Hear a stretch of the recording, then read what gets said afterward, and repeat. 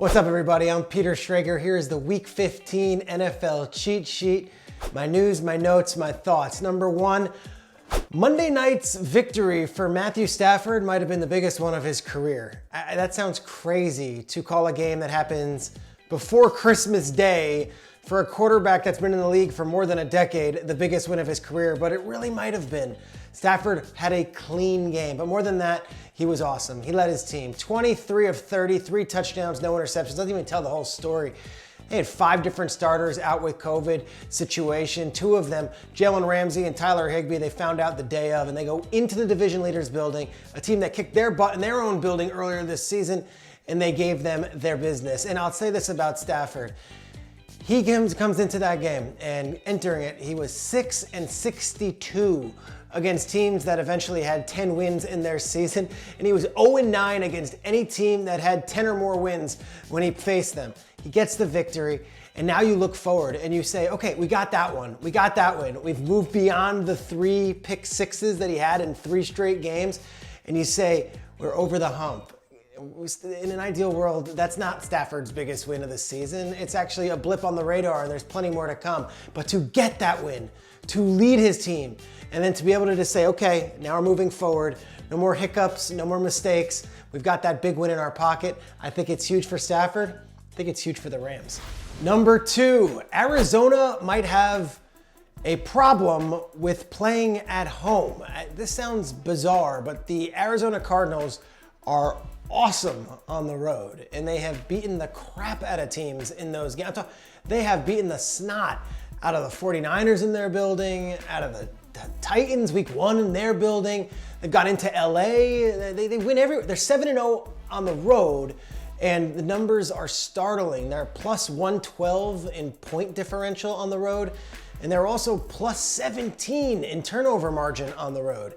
At home, Arizona's pedestrian, like average. They're 3-3 at home. They have given up as many points as they've scored at home. And the craziest thing, they're -7 on the turnover differential at home.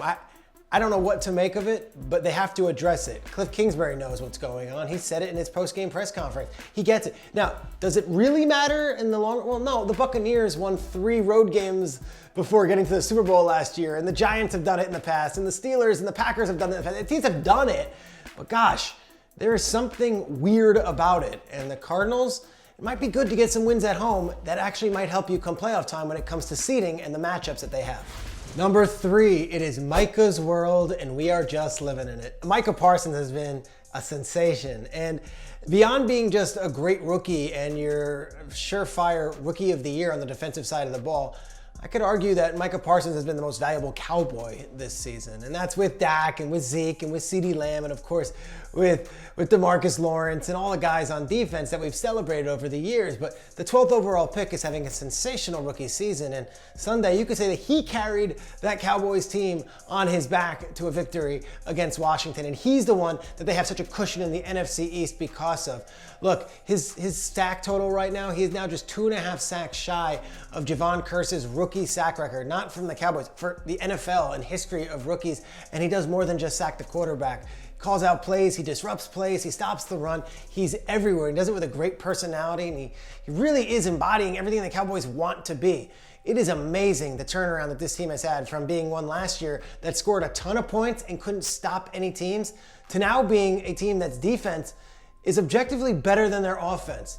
You gotta hope that Dak and the boys, they catch up to this defensive unit and they can actually make some noise in January. But if this is what we're looking at moving forward, Micah Parsons might be the team's most valuable player. And you know what? Might be all right. Number 4.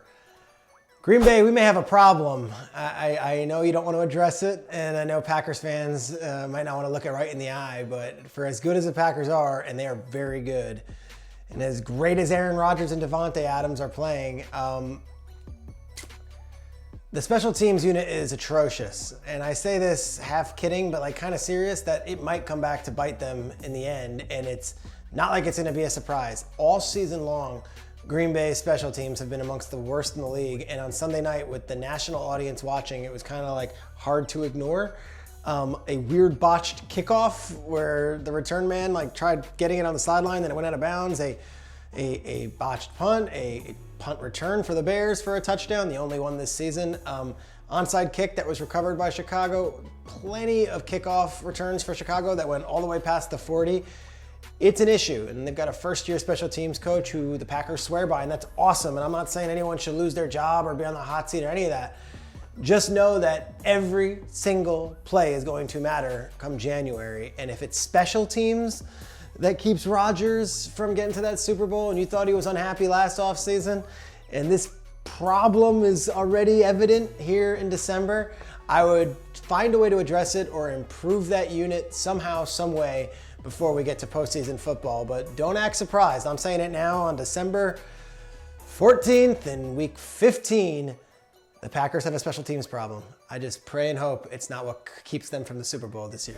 Number 5, the NFL's next great defensive coordinator is down there in Dallas, and his name is Aiden Durde. If you don't know Aiden Durde, that's okay. He's not a household name. He's a defensive line coach for the Dallas Cowboys. He also has one of the coolest stories in all of NFL coaching. Durde is from London, and he has a thick British accent, and he's not ashamed of it, and he doesn't try to hide it, and he's never tried to change it. His story is amazing. He played football overseas and was in the World League, and then eventually was coaching a team out in London that played American football. Well, sure enough, the Bill Walsh Diversity Coaching Initiative said, hey, why don't you get an internship? And they brought him to Dallas, where he did have an internship and was eventually hired full-time by the Atlanta Falcons to coach on Dan Quinn's staff. He excelled there. Dan Quinn gets the gig in Dallas, and Durde is now their defensive line coach and is responsible for a lot of the stuff you're seeing. Oh, I don't know, Micah Parsons, what he's doing on a day-to-day basis, what you're getting from Gregory now that he's healthy, and of course from DeMarcus Lawrence. The Dallas defense is leading the way, and their defensive line has been a rotating door of people having to play, and they're all playing at a high level. Aiden Durde, again, from London, sounds like one of the 4 Beatles, and might be the defensive coordinator of your team next season.